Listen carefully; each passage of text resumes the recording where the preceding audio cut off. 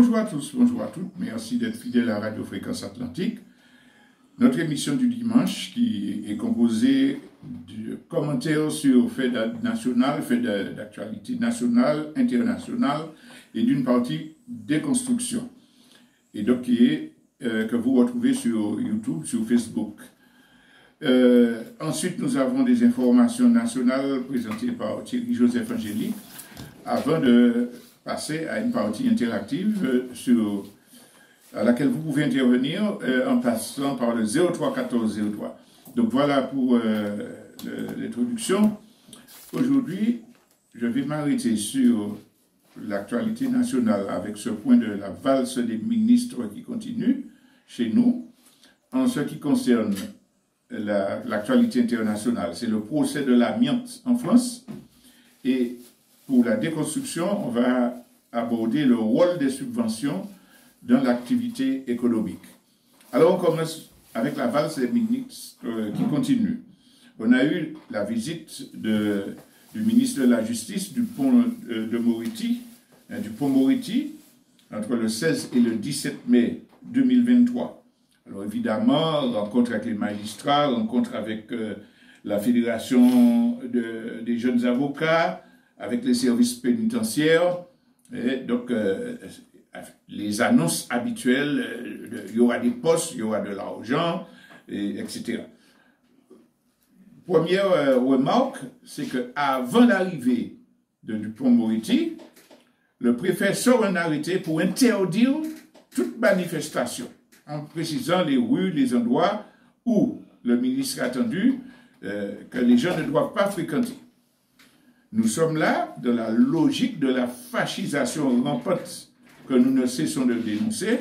C'est valable à l'échelle internationale, c'est valable en France et encore plus dans la colonie martiniquaise.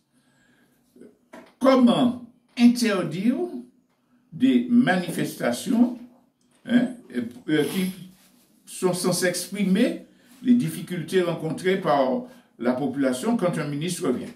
Mais ils savent d'ailleurs, de toute façon, les problèmes qui sont dénoncés par les syndicats, par les organisations, mais c'est qu'ils ne veulent pas donner aux médias la possibilité de fixer des images qui discréditent leur politique, puisque vous voyez que c'est partout où des ministres ou le président passe, qu'il y a un rejet exprimé de la politique qui est menée actuellement.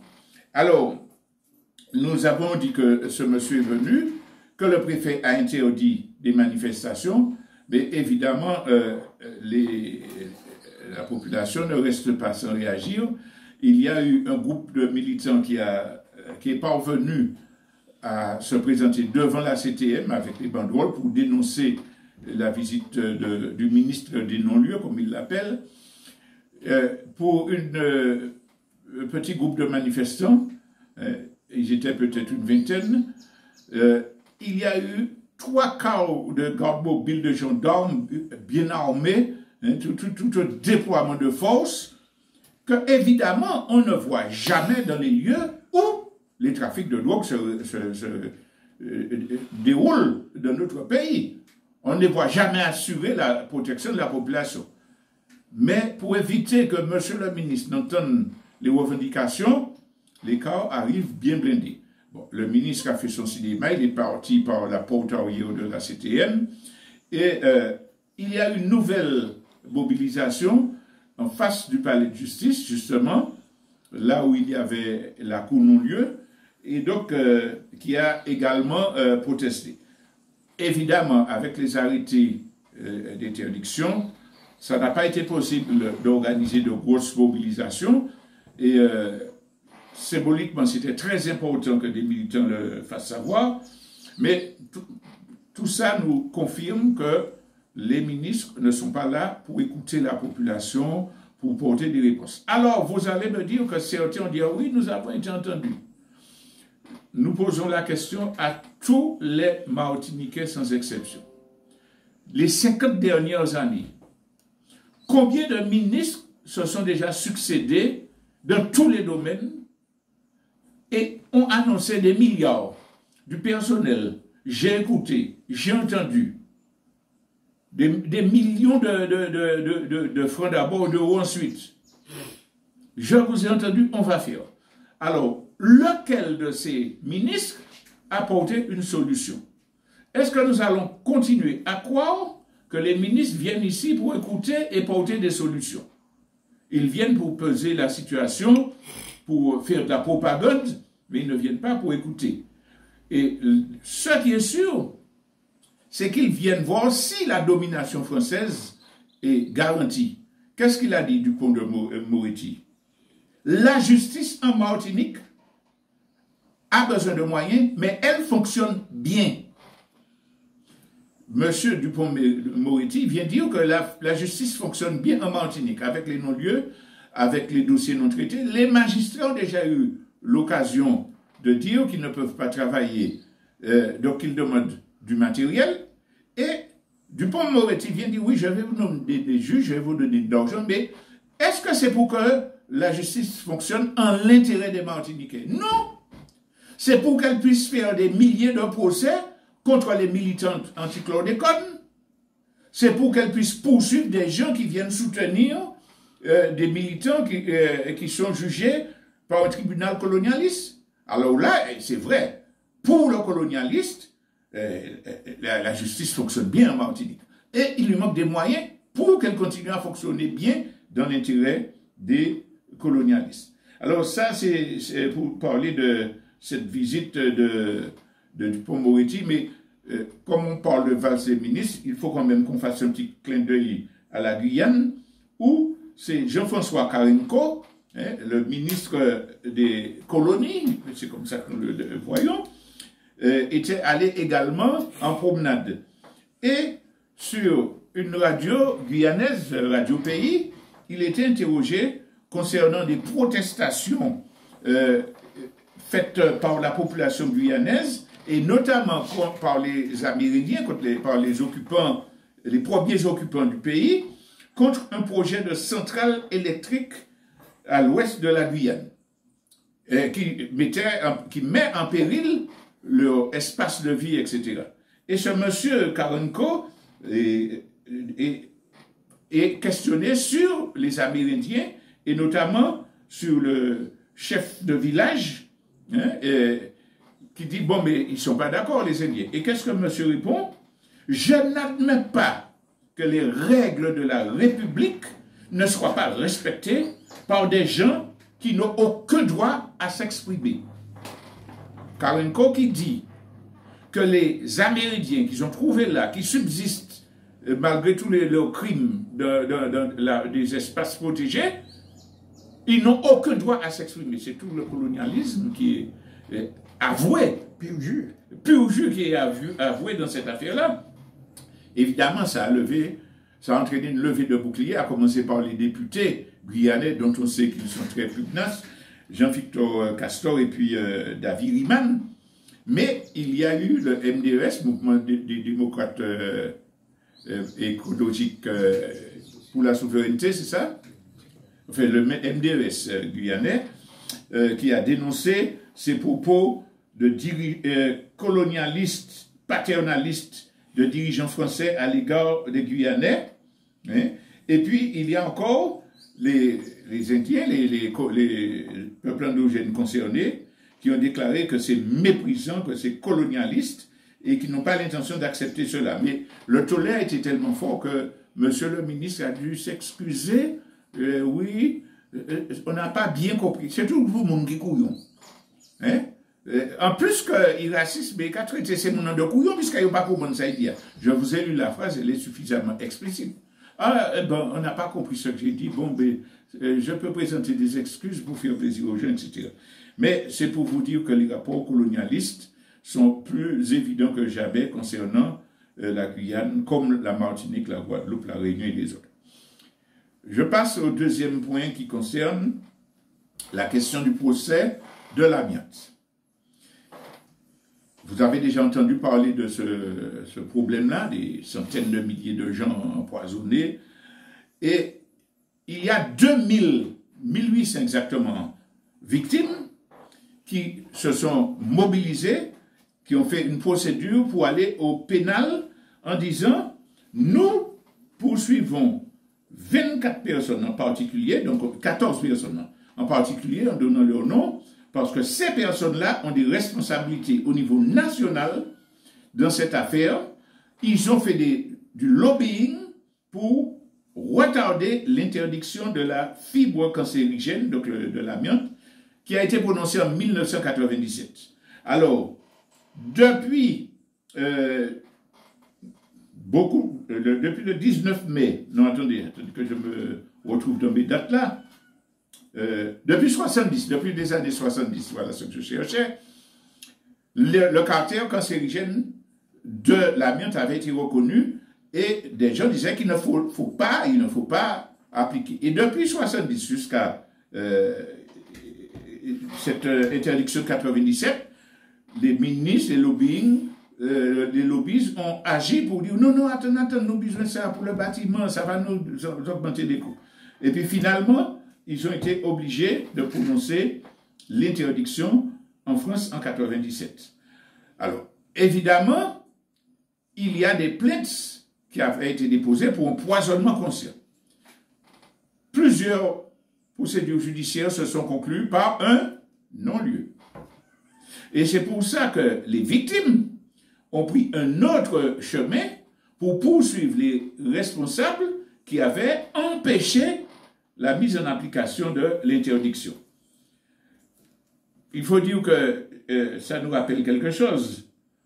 Mais pourquoi le tribunal déclare que non, la plainte est irrecevable? La décision a été prononcée le 19 mai. Parce qu'elle est, en l'état, on ne peut pas relier ce qui est reproché à chacun des poursuivis avec ce que les victimes subissent. C'est-à-dire, c'est exactement comme l'histoire de chlordécone. Une argutie juridique pour protéger les grands capitalistes qui ont empoisonné consciemment les victimes de l'amiante. Nous tenons à signaler qu'on parle de procès de l'amiante. Mais réfléchissez. En même temps qu'on nous empoisonnait au chlordécone, il y avait à l'époque une quinzaine de milliers d'ouvriers agricoles au total et leurs familles. Il y avait des petits agriculteurs qui vivaient dans les campagnes. Comment étaient fabriquées leurs maisons? Vous vous souvenez? Fibrociment tôle. Ça veut dire que la majorité des gens de la population agricole, rurale, vivaient dans des maisons en fibrociment. Les plaques de fibrociment sont éminemment cancérogènes parce que porteurs d'amiante. Et vous savez qu'il n'y avait pas de protection, il n'y avait pas de base. Qu'on sciait, on faisait sa maison soi-même en coup de main. Donc tous ceux qui venaient en coup de main également, ou qui venaient rendre visite, eux, étaient affectés par l'amiante. Ça, c'est en la Martinique. On n'en parle pas. Les victimes de l'amiante en Martinique, ça n'existe pas. Il y a des gens qui ont été indemnisés individuellement. Il y a des dispositions qui ont été prises quand le scandale a été écouté en France, éclaté en France, pardon. Mais en Martinique, on n'en a jamais parlé. Et même quand on a donné le verdict du 19 mai, disant que les victimes vont continuer leur démarche, etc., vous n'avez pas entendu un média dire, en Martinique, le problème est pire, on n'en parle même pas. Alors on en parle, sauf pour dire que on va arranger les normes de construction, on va refaire ceci. Mais les gens là, dans le Nord, je crois que ça ne joue pas à bouillon, hein, qui ont acheté des maisons et puis qui ne peuvent pas vivre parce qu'elles sont amiantées. Quelle réponse a été faite? Donc on est dans un scandale qui nous montre que celui que nous subissons pour les pesticides, ce n'est pas un hasard. Il est aggravé chez nous parce que nous sommes une colonie, que l'État colonial va plus loin avec l'appui de la caste béquée, mais c'est le système qui fait que les lois ne protègent pas ce qu'ils appellent les citoyens, les peuples, pour garantir des profits des grands capitalistes, des grandes multinationales, des constructeurs en bâtiments, etc. Et bon, je ne développe même pas sur les essais nucléaires en Polynésie. Alors voilà pour l'information internationale que je voulais traiter et je vais directement sur la question de la déconstruction. J'ai annoncé le rôle des subventions dans l'activité économique. Alors, pourquoi choisir ce thème? C'est parce qu'il y a quelques jours, on a entendu dans les médias une annonce concernant les aides au renouvellement des flottes de pêche en Martinique. On a montré des gens qui ont rouspété, avec juste raison, mais on aurait pu s'attendre à ce que les économistes attitrés qu'on présente comme des références viennent profiter pour poser le problème des subventions, des aides, telles qu'elles sont dispensées dans notre pays, la Martinique. Donc, c'est un député européen qui publie un communiqué qui annonce que l'autorisation du financement par des aides d'État du renouvellement des flottes de pêche des régions ultramarines, nous ne sommes pas seuls concernés, voté le 27 avril 2017, nous sommes en 2023, voté le 27 avril 2017 par la Commission européenne, ne sera pas finalement appliqué. Donc, ils ont voté en aide pour renouvellement de la pêche 2017, rien ne se passe, et puis en 2023, on vient nous dire, ça ne sera pas appliqué. Et pourquoi? Parce que l'Europe avait dit, bon, nous votons ça, mais pour prouver que les gens ont besoin de cette aide-là, l'État français doit nous envoyer à nous des données fiables et précises sur l'état de la ressource dans les départements d'outre-mer. Parce qu'il y a des dispositions qui sont prises qui concernent l'Europe, notamment la mer du Nord, comme il y a surpêche, comme il y a des problèmes de disparition d'espèces, la Commission européenne a pris des dispositions pour réduire les possibilités d'exploitation. Alors, il y a les mailles de filet, mais il y a surtout que pour pouvoir construire un bateau, réparer un bateau, et le remettre à niveau, il faut obligatoirement soit détruire un ancien, soit avoir tout un processus pour prouver qu'on ne va pas, et que ça n'aura pas d'impact sur la baie. Je profite pour rappeler que dans les années 80, M. Monan du Lamentin avait fait les pires sacrifices financiers pour faire construire 2 bateaux au Venezuela, Bécouya 1 et Bécouya 2, de façon à faire une pêche semi-industrielle et embaucher des gens en Martinique. Et quand les bateaux sont arrivés, la direction de la mer colonialiste française a dit non, vous n'allez pas utiliser ces bateaux. Parce qu'il y a une directive européenne qui prévoit que pour mettre des bateaux neufs, il faut en détruire 2 autres. Tout ça par rapport à la surpêche. Le bonhomme n'a jamais été indemnisé. Un espoir de développement semi-industriel de la pêche en Martinique a été tué parce qu'il y a une décision européenne qui ne nous concerne pas et qui nous est imposée. Je reviens sur notre sujet pour dire que ce député annonce ça et on nous dit pourquoi? Parce que la France, à qui on a demandé des données statistiques sur la ressource en Martinique, n'a jamais envoyé de dossier. Ça veut dire que l'État français, excusez le mot, se fout des intérêts de la Martinique. Il ne pourrait pas avoir en 6 mois des éléments sur l'état des ressources pour envoyer. Il se fout du développement de la Martinique, des pêcheurs martiniquais et du peuple martiniquais en général.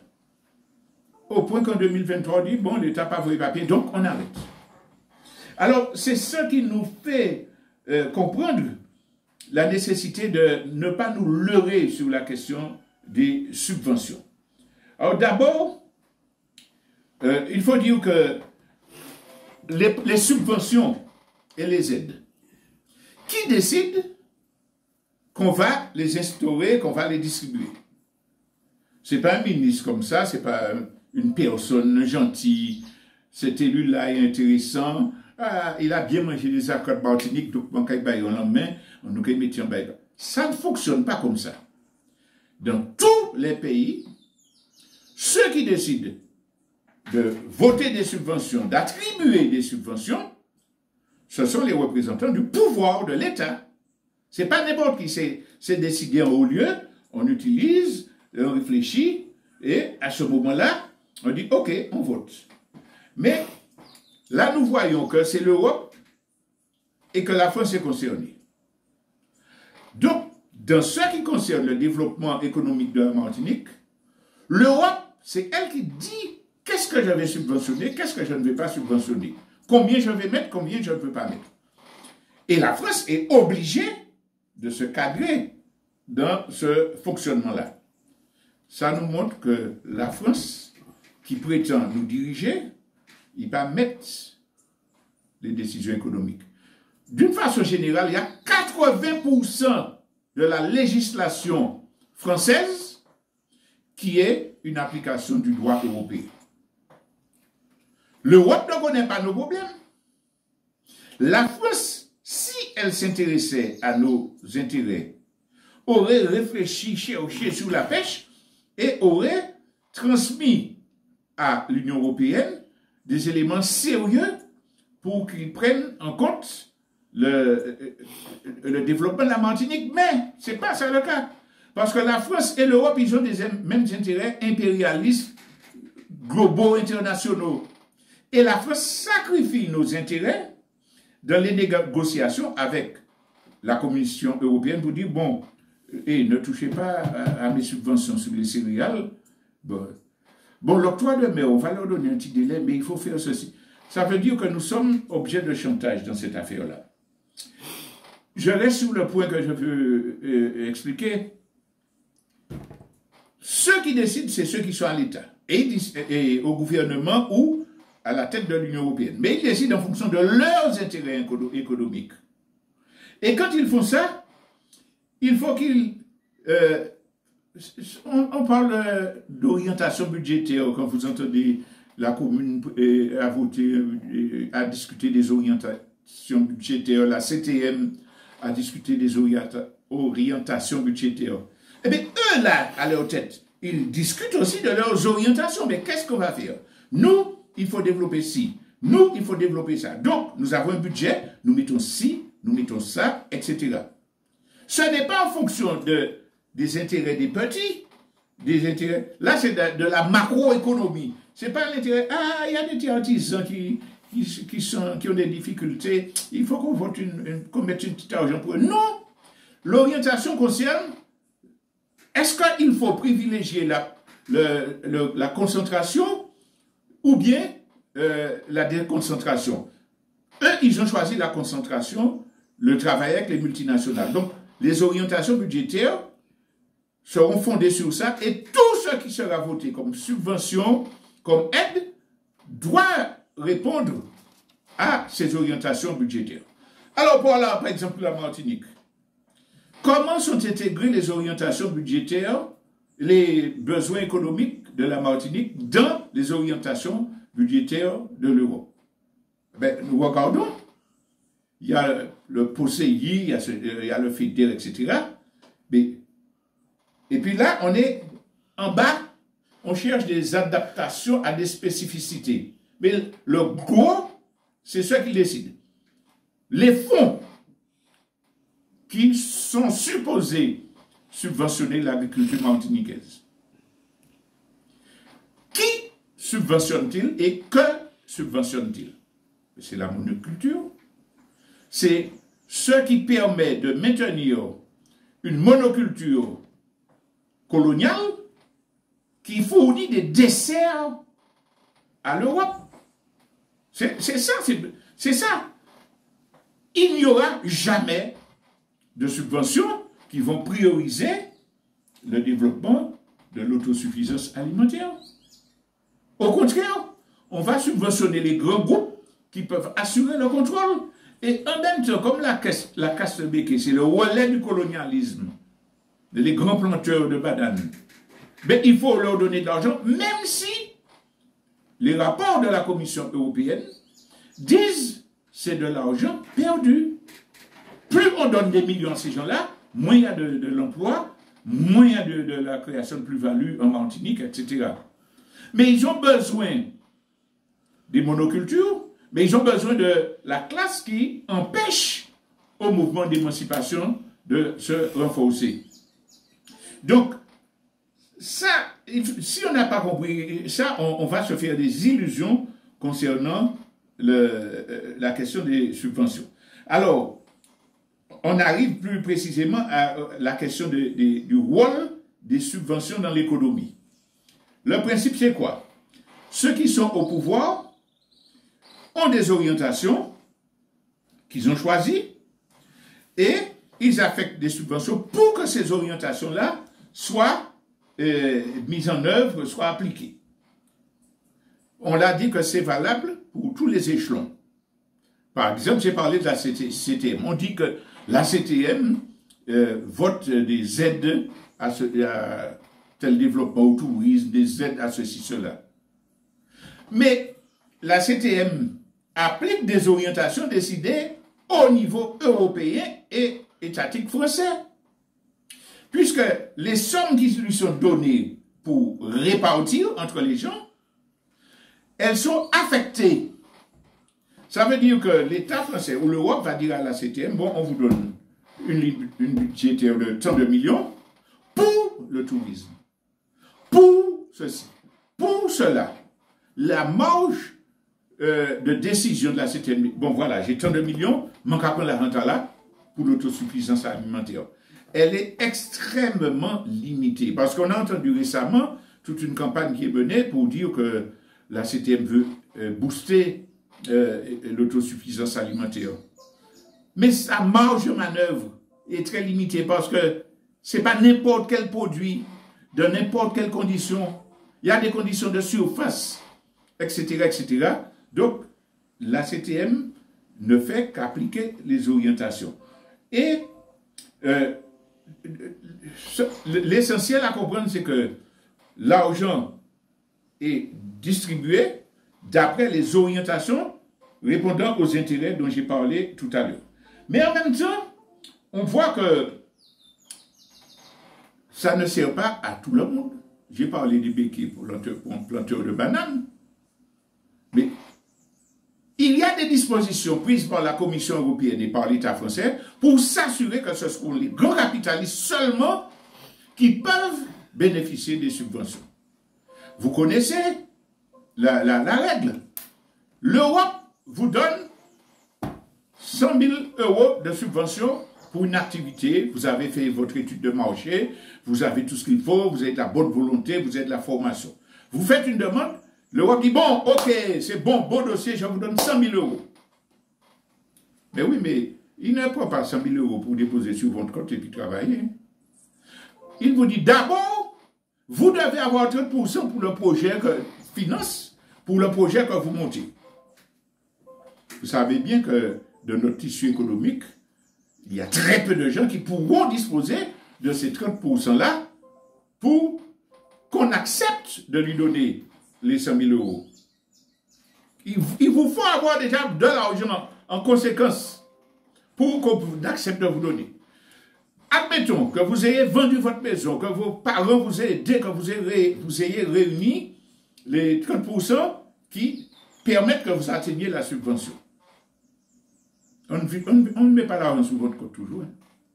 Vous devez dépenser, faire tout ce qui est programmé dans votre projet, et puis vous envoyez des factures pour qu'on vous rembourse jusqu'à concurrence de 100 000 €.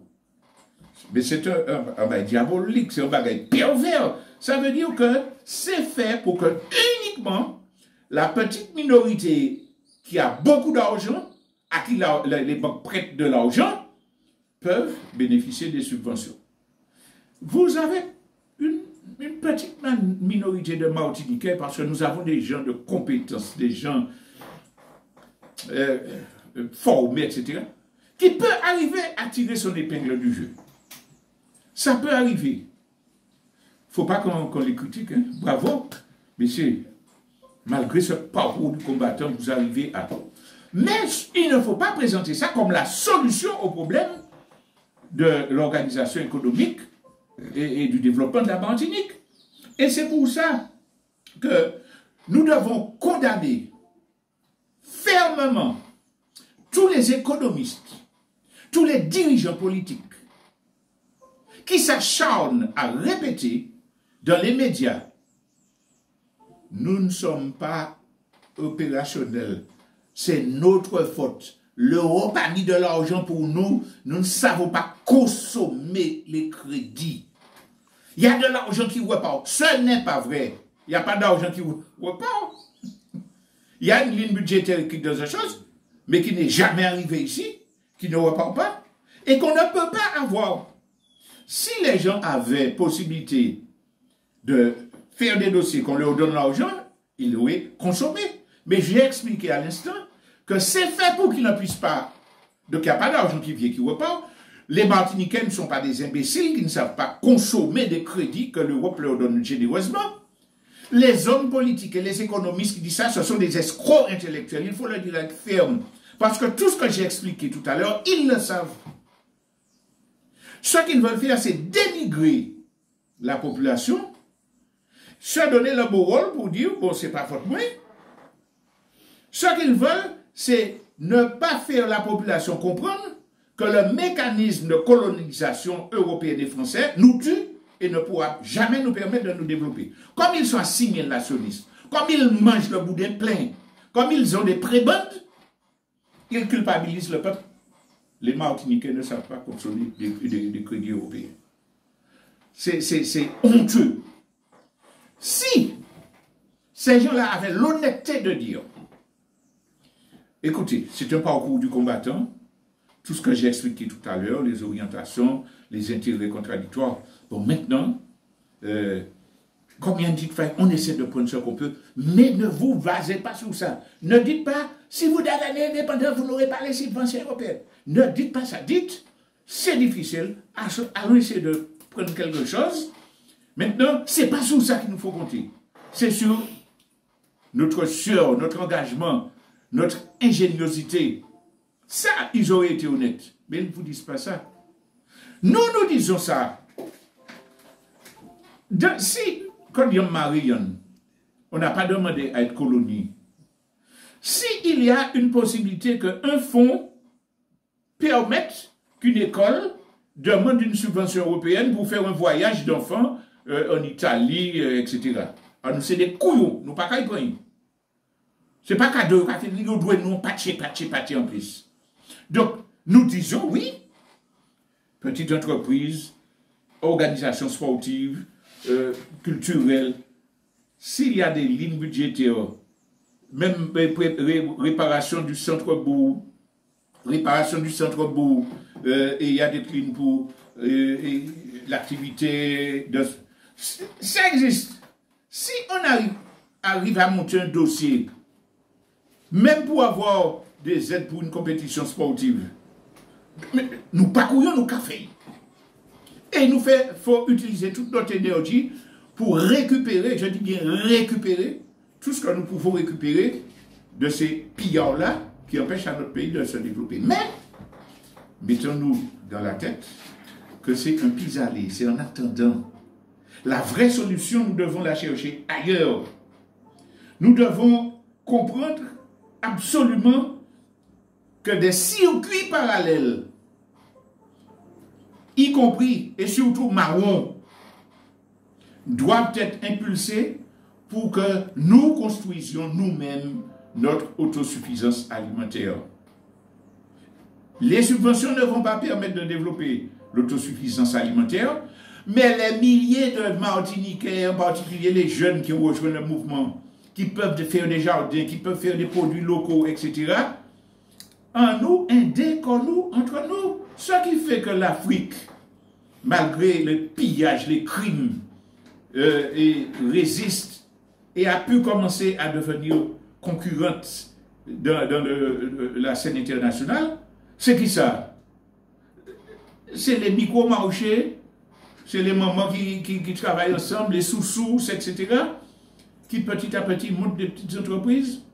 Eh bien, c'est à nous de faire ça, de créer des synergies et comprendre que les Européens, quelles que soient les divergences qu'ils ont, se mettent comme les doigts de la main pour écraser les peuples. Mais nous avons chez moi un petit bail là qui a divisé nous pour nous dire que je ne peux pas faire un bagage ici. Je ne peux pas parler de ici.